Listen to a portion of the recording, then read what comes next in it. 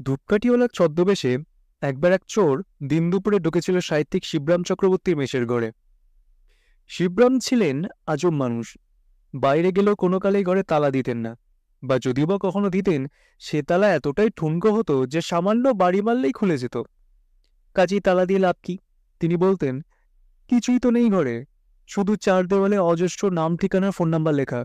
শিবরামের অকাট্য যুক্তি, খাতা হারিয়ে গেলেও দেওয়াল হারানোর তো কোনো সুযোগ নেই। শিবরাম জন্মেছিলেন গত শতাব্দীর শুরুর দিকে, 1903 সালের 13ই ডিসেম্বর মালদা জেলার চাঁচলের রাজবাড়িতে। রাজবাড়ির উত্তরাধিকারী হয়েও সেসবে কোনো আগ্রহ ছিল না তার। সেসব সম্পত্তি ছেড়ে কলকাতার মুক্তারামবাবু স্ট্রিটের একটি ছিমছাম মেজবাড়িতেই কাটিয়েছেন পুরো জীবন। কখনো করেননি বিয়ে থা। কৈশোরেই যখন তখন বাড়ি ছেড়ে পালিয়ে যেতেন।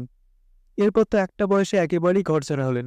পরবর্তীতে লিখে ফেললেন উপন্যাস বাড়ি থেকে পালিয়ে। প্রথম জীবনে কবি হয়ে থাকলেও শিবরাম চক্রবর্তী পরবর্তীতে গল্প, উপন্যাস সবই লিখেছেন, আর প্রায় সবই ছিল রসাত্মক। কিন্তু পুরো জীবন কাটিয়েছেন দুর্দশার মাঝে। সাহিত্যের পাশাপাশি করেছেন স্বদেশী আন্দোলন। নিজ দুর্দশার কথা এত মজা করে বলতে পারতেন যে শুনে তাজ্জব হয়ে যেতে হয়। এবার আসি চুরির কথায়। তা ধূপকাঠিওয়ালার ছদ্মবেশে দিন দুপুরে সেই চোর ঢুকলো শিবরামের ঘরে। ঘর মানে যেখানে মুক্তারামের তক্তারামে সুক্তারাম খেয়ে শিবরাম থাকেন, সেই মেষের ঘরে। সেই চোর মনে হয় গোটা ঘরদোর তছনছ করে কিছুই না পেয়ে বড়ই উদাস হয়েছিল। শেষ পর্যন্ত লেখকের উদ্দেশ্যে চিঠি লিখে গিয়েছিল একটা, তার সাথে 10 টাকার নোট এবং 1 প্যাকেট ধূপকাঠি।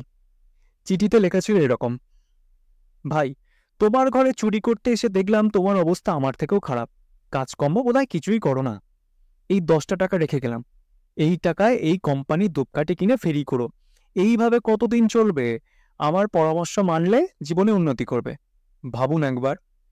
শিবরাম চিঠিটা পড়ে হো করে হেসেছিলেন।